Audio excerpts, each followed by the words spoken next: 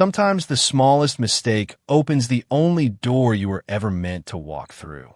Ethan Brooks had repeated those words to his 8-year-old daughter more than once whenever life refused to make sense. But on that quiet Thursday evening, he had no idea he was about to become the living proof of them.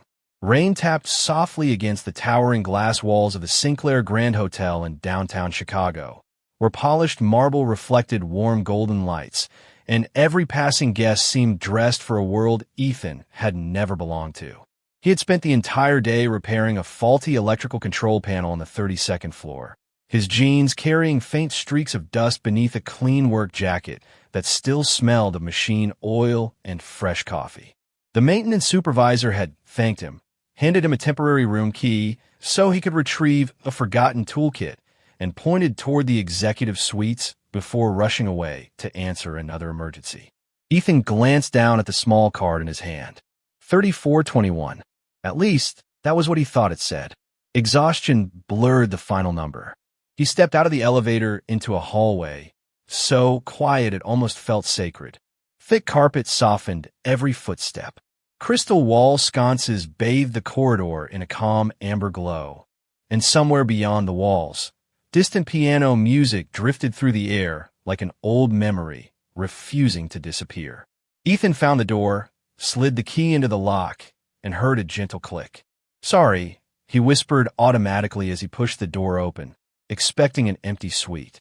Instead, floor-to-ceiling windows framed the Chicago skyline beneath the evening rain, and standing beside them was a woman in a navy blue dress. One hand wrapped around a warm cup of tea, her posture calm enough to make the room itself seem to pause. She turned without surprise, without fear, without even a hint of confusion. Her gray eyes settled on Ethan as though she had recognized someone she had not seen in years. Then, with the smallest smile, she spoke 4 words that made time lose its rhythm. "I've been waiting." Ethan froze, one hand still resting on the doorknob. "Ma'am, I'm so sorry," said quietly. "I think I opened the wrong room." She never looked away. "No," she answered gently. "I believe you finally opened the right one."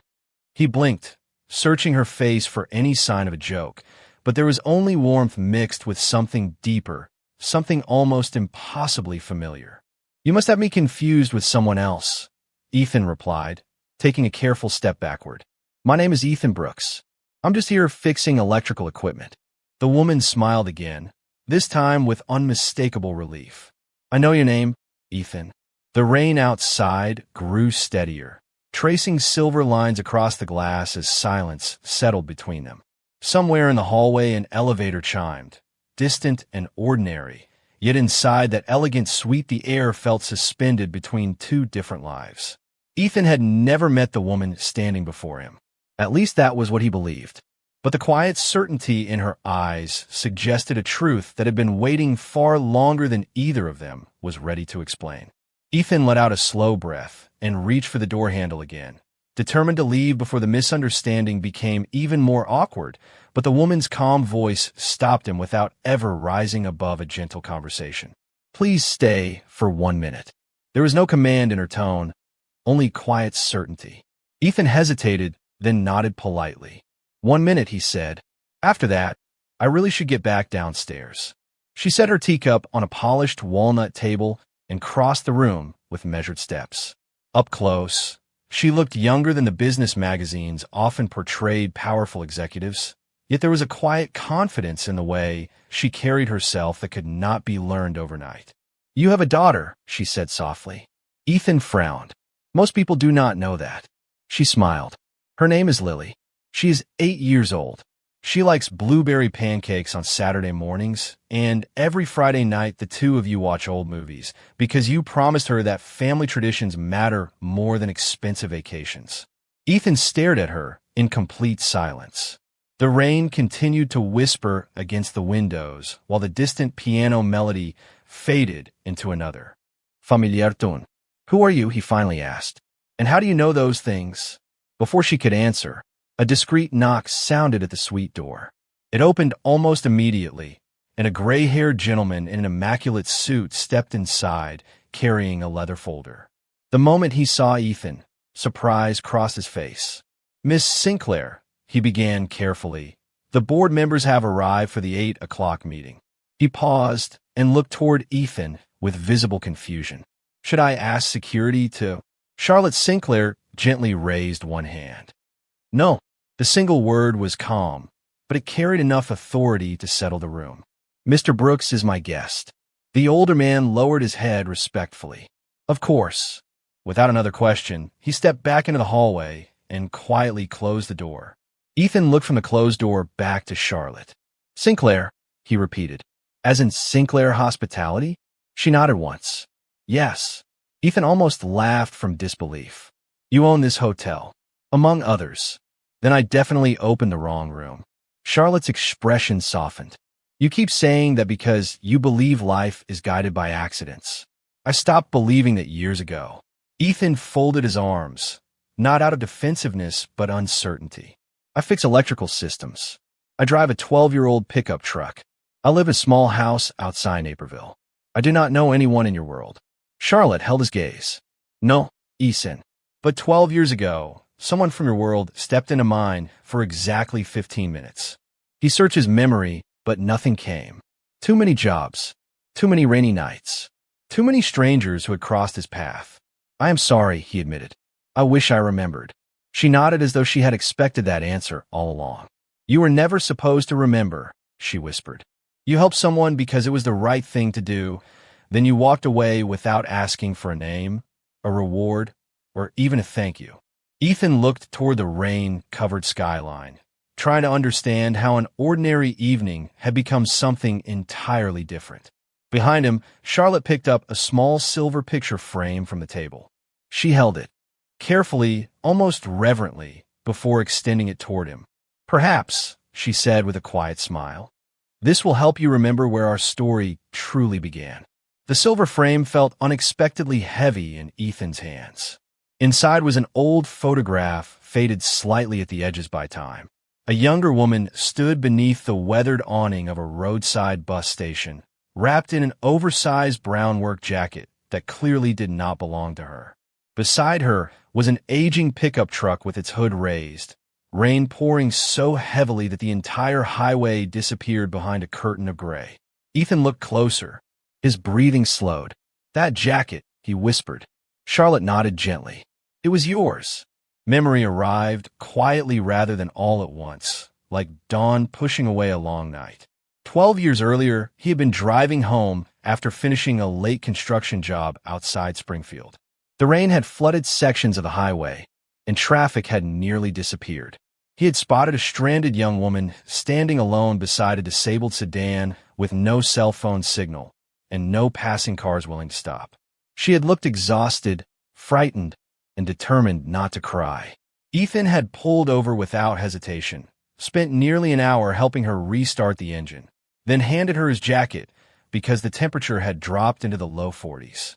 When she had reached in her purse to offer him money, he had smiled and shaken his head. Save it for someone who needs it more than I do, he had said. Charlotte watched recognition slowly settle across his face. You remember now. Ethan nodded almost imperceptibly. I remember the rain. I remember the broken radiator hose. I remember telling you there was a diner about 6 miles down the road if the car stopped again.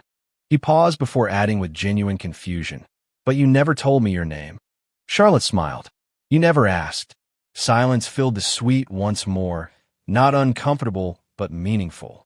Outside, the clouds began to thin, and distant city lights shimmered across rain-soaked streets far below. Ethan carefully returned the photograph to her. I thought you were just another traveler. I wanted to be... Charlotte replied. Back then, I was running away from cameras, board meetings, and expectations. My father had passed away only weeks before, and suddenly everyone expected me to lead a company I did not believe I deserved. She glanced toward the skyline with thoughtful eyes. That night you treated me like an ordinary person. Not a headline, not an inheritance, just someone stranded in the rain. Ethan lowered his eyes. Anyone would have stopped. Charlotte smiled sadly. No, Ethan. 11 cars drove past before yours. His shoulders shifted uncomfortably. Praise had always made him uneasy. It was not a heroic thing. That is exactly why I never forgot it, she answered. The greatest kindness is usually the one that expects nothing in return. Ethan thought about Lily waiting at home, probably finishing her homework with crayons scattered across the kitchen table. Life had become so full of responsibilities that he had forgotten countless faces over the years. Yet someone had quietly carried one evening in her heart for more than a decade. Charlotte walked to the window and rested her fingertips lightly against the cool glass. "I searched for you for years," she admitted. "The receipt from the repair shop had only your first name. The highway patrol never recorded your license plate. Every trail ended before it truly began." Ethan looked at her with quiet disbelief. "Then how did you finally find me?" Charlotte turned slowly, her eyes bright with gratitude and a hint of wonder. "Because 3 months ago, one little girl entered a citywide school essay contest and wrote that her father was the kindest man she had ever known. She signed her name Lily Brooks, and for the first time in 12 years, your last name finally found its way back to me." For a long moment, neither of them spoke. The city shimmered beneath the clearing sky, while thousands of lights slowly awakened across Chicago, each window holding a different story, a different hope, a different tomorrow. Ethan looked at the photograph one last time before placing it gently on the table. "I never imagined a simple stop on the side of the road could matter this much to someone," he said quietly. Charlotte folded her hands in front of her. Most life-changing moments never announce themselves when they happen. Another soft knock came at the door. This time the gray-haired assistant stepped inside with greater urgency. "Miss Sinclair, the board has delayed the meeting for 15 minutes, but everyone is asking whether they should continue waiting." Charlotte glanced toward the conference folder resting on the desk. "Tell them I will be there shortly." He nodded, then looked politely toward Ethan. "Would you like me to arrange transportation for Mr. Brooks?" Before Ethan could answer, Charlotte smiled. "Actually, I would like him to join me for dinner after the meeting." The assistant hesitated for the briefest moment, masking his surprise behind years of professional discipline. "Very well, Miss Sinclair." The door closed once again. Ethan let out a small laugh that carried more disbelief than amusement. "I do not think I belong at dinners where people wear suits that cost more than my truck." Charlotte answered with the same gentle calm that had never left her voice. "Perhaps they need someone who does not measure people by what they wear." Ethan slipped his hands into his jacket pockets. "I appreciate your kindness, but my daughter is waiting for me. Friday nights are important in our house." Charlotte tilted her head with quiet curiosity. "Movie night." Ethan smiled for the first time since entering the suite. "Every Friday. Microwave popcorn, old blankets, and whatever classic film Lily chooses. Sometimes she picks the same one 3 weeks in a row." Charlotte laughed softly. It was not the polished laugh expected from a chief executive during interviews. It was genuine, warm, and almost youthful. "That sounds far more valuable than another board dinner." For a brief moment, the distance between billionaire and working father disappeared, replaced by two people talking about what truly mattered. Yet outside that peaceful room, another reality was already beginning to unfold. Two members of the executive board had noticed Ethan entering the private floor earlier that evening. One whispered to the other as they waited outside the conference room. "Who? Is the maintenance guy?"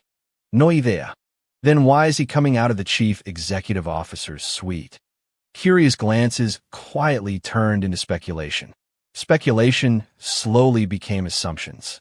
By the time Charlotte entered the executive conference room alone a few minutes later, several people had already convinced themselves that an unknown contractor had somehow gained inappropriate access to the most influential woman in the company. Charlotte began the meeting with complete professionalism, discussing quarterly performance, new hotel acquisitions, and employee scholarship programs. But every so often her thoughts drifted toward the quiet man, waiting downstairs with nothing more than an old pickup truck, a young daughter, and a heart that had never learned to keep score. Meanwhile, Ethan rode the elevator toward the lobby, unaware that conversations were already forming around his name. He only checked the time on his watch, smiled to himself, and thought about whether Lily would prefer butter popcorn or caramel tonight. Sometimes the purest hearts walk peacefully through a storm long before they realize the clouds have already started gathering above them.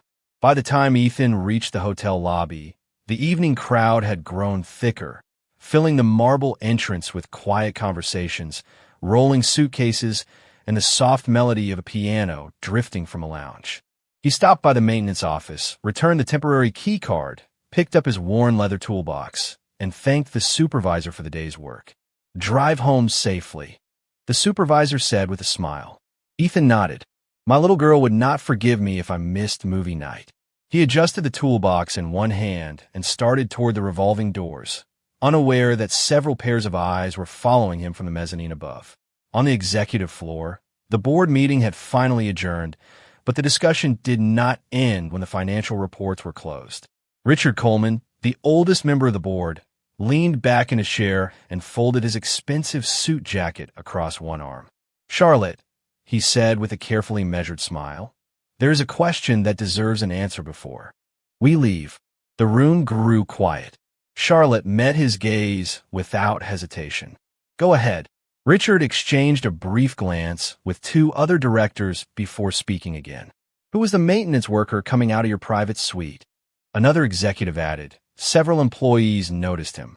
The rumors are already spreading through the building. Charlotte remained perfectly calm. "His name is Ethan Brooks." Richard raised an eyebrow. "And why exactly was Mr. Brooks in your private suite?" Charlotte answered honestly. "Because I invited him to stay for a conversation." A faint smile appeared on Richard's face, but carried no warmth. "A conversation with a maintenance contractor? Forgive me, Charlotte, but that is highly unusual." Another director quietly remarked, "People notice these things. Investors notice these things even more." Charlotte rested both hands on the conference table. "I'm not responsible for the stories people choose to invent." Richard sighed, as though trying to offer friendly advice. "No, but appearances shape confidence. You have spent years building the reputation of this company. One careless decision can become tomorrow's headline." Charlotte said nothing. Her silence encouraged him to continue. "You are the chief executive officer of one of the largest hospitality companies in the country.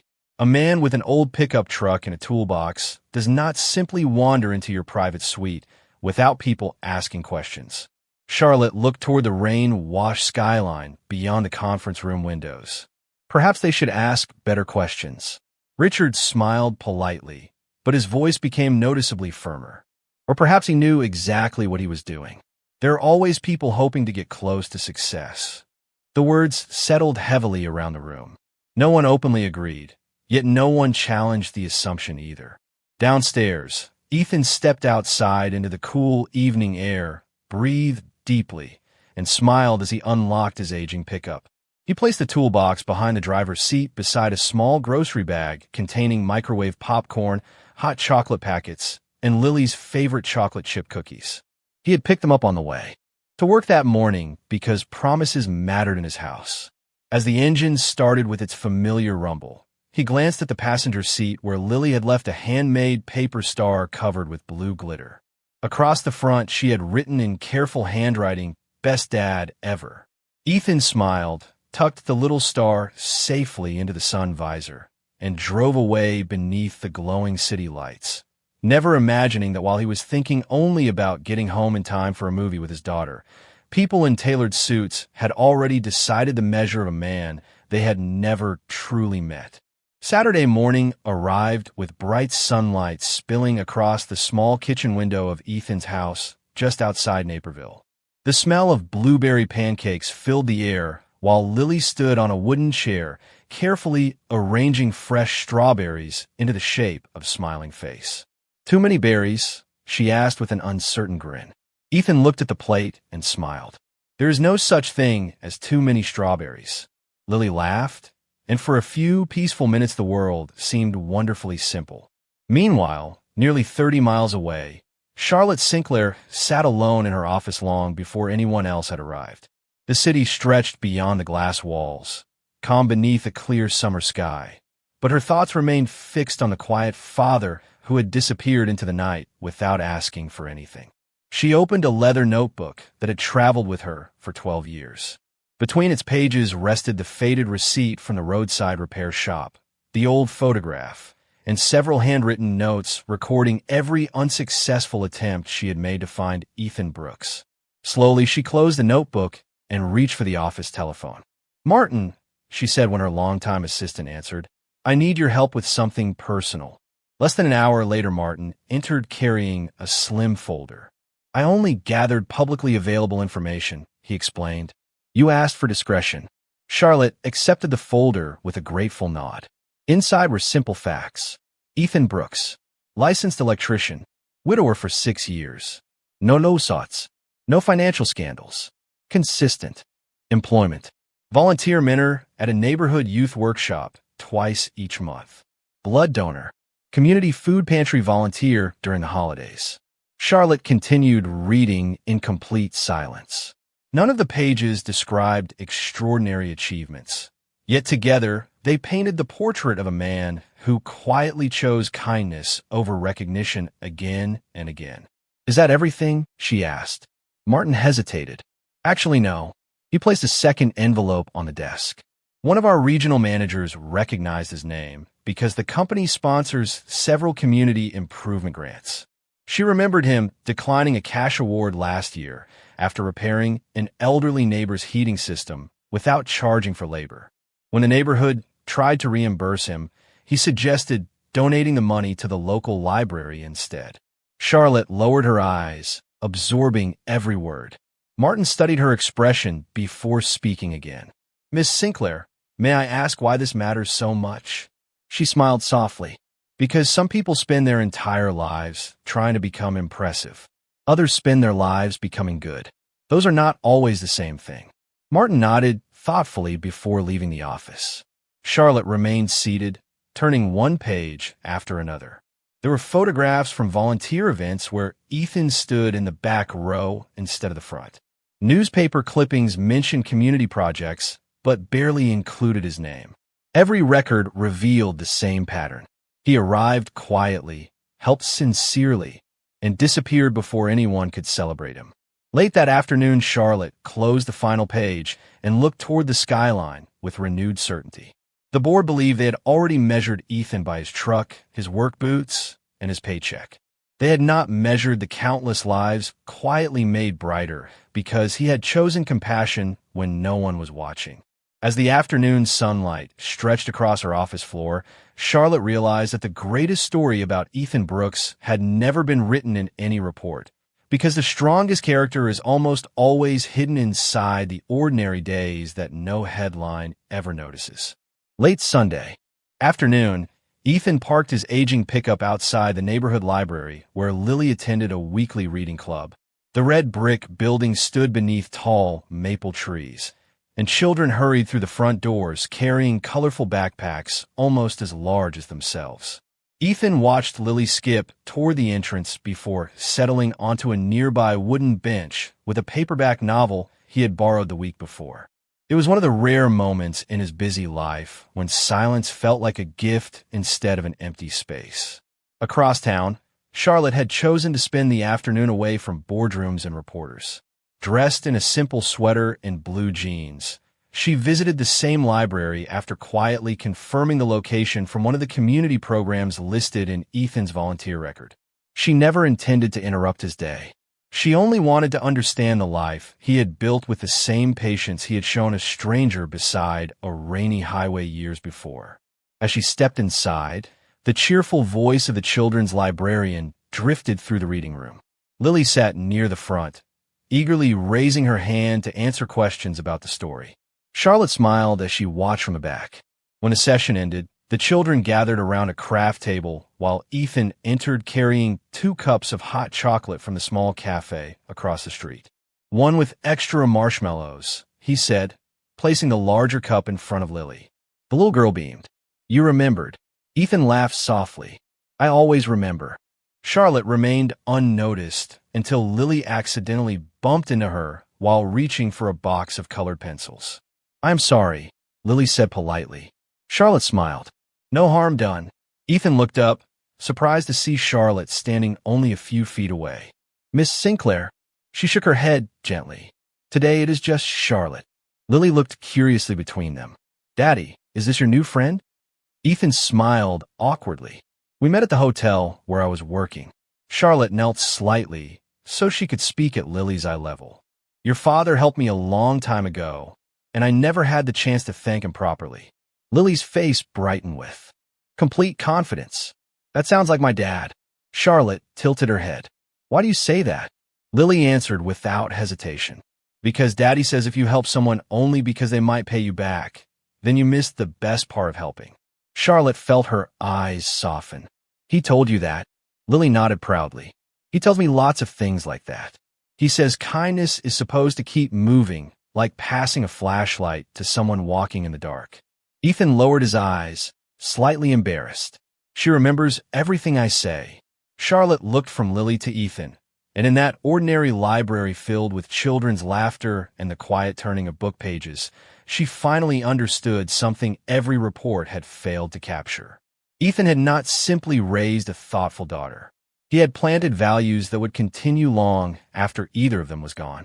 As sunlight poured through the library windows, Charlotte realized the greatest inheritance in the room did not belong to a billion-dollar company. It belonged to a father whose richest legacy could already be heard in the gentle wisdom of his little girl's voice. 3 days later, the executive boardroom overlooked a brilliant Chicago morning, its floor-to-ceiling windows reflecting a skyline built on ambition and success.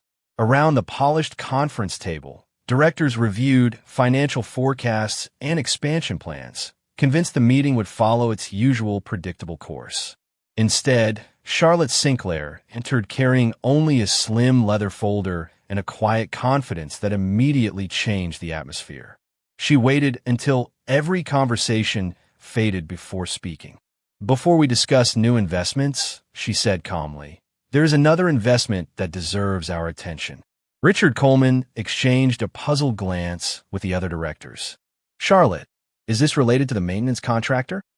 She met his eyes without hesitation. His name is Ethan Brooks. Richard sighed. With respect, I believe we have already spent enough time discussing him. Charlotte opened the folder. No, we spent time discussing assumptions. Today we will discuss facts. The room fell silent. She pressed a button on the conference room screen, revealing photographs from neighborhood volunteer projects, community food drives, youth electrical workshops, and library renovation programs. In every picture, Ethan appeared somewhere in the background, usually smiling at someone else rather than looking toward the camera.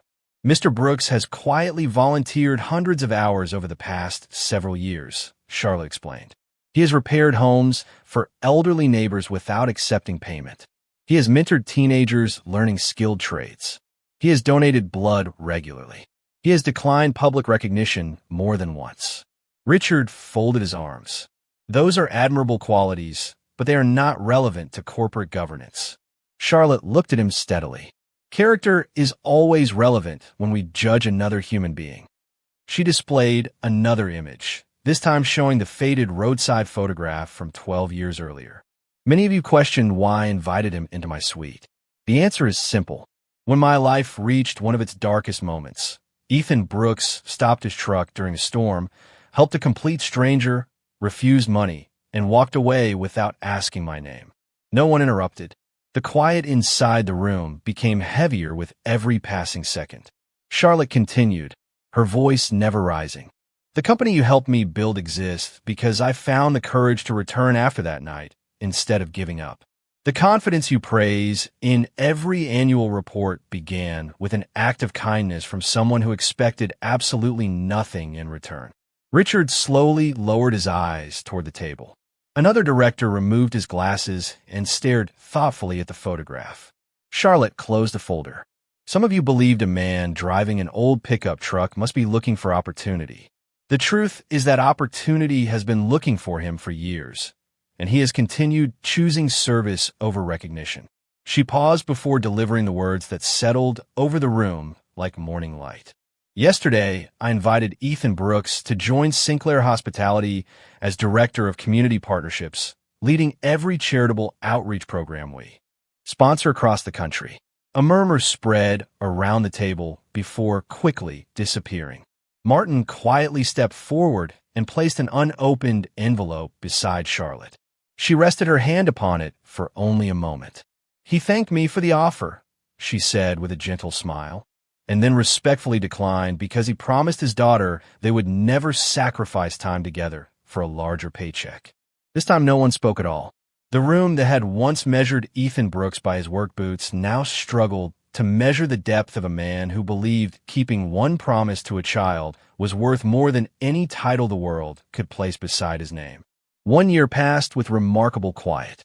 Ethan Brooks continued repairing electrical systems across small towns outside Chicago, and every Friday evening still belonged to Lily, popcorn, old movies, and the promise that no amount of money would ever become more important than family. Charlotte Sinclair never stopped supporting the community programs Ethan cared about, but she honored the choice he had made. She never tried to change his mind.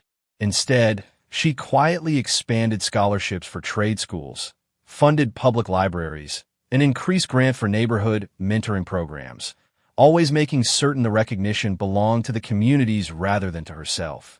Their paths crossed only occasionally, sometimes at a charity event, sometimes at a library fundraiser, sometimes over a simple cup of coffee where conversation flowed more easily than silence. Respect slowly became friendship, and friendship patiently grew into something deeper without either of them forcing it forward. Then one crisp autumn afternoon, golden leaves drifted across the quiet road, leading to Ethan's small white farmhouse. Lily was spending the weekend with her grandparents, giving Ethan an unusually peaceful Saturday. He had just finished repairing the old wooden fence surrounding the garden when he heard the sound of a pickup truck approaching. It was not a luxury sedan with a driver. It was an older blue truck that looked surprisingly familiar. Charlotte stepped out wearing blue jeans, a light sweater, and comfortable boots, carrying nothing except a small bouquet of wildflowers gathered from a local roadside market. Ethan smiled with genuine surprise. "I did not expect to see you out here." Charlotte looked around at the modest porch, the wind chimes hanging beside the front door, and the maple tree whose branches stretched across the yard. "Neither did I," she admitted softly. "But somehow this place feels more peaceful than every penthouse I have ever owned." Ethan invited her onto the porch, where 2 wooden rocking chairs overlooked the open fields glowing beneath the afternoon sun. For a few moments, they simply listened to the breeze moving through the trees. No board meetings, no reporters, no expectations, only quiet. Charlotte finally looked at him with the same calm certainty she had carried since the day he unknowingly opened the door to her hotel suite. "Do you remember what you said after helping me all those years ago?" Ethan laughed gently. "Probably something ordinary." She smiled. "You told me that roads have a funny way of bringing people back together when they still have something important to teach each other." Ethan shook his head in amazement. "I cannot believe you remembered that." Charlotte held the wildflowers a little tighter before speaking the words she had carried in her heart for 12 years. "Last time, you believed you opened the wrong door." She glanced toward the welcoming front porch and then back into his eyes. "Today, I hope I finally found the right home." Ethan looked at the woman who had once been a stranger in the rain, and then toward the quiet house, where love had always mattered more than success.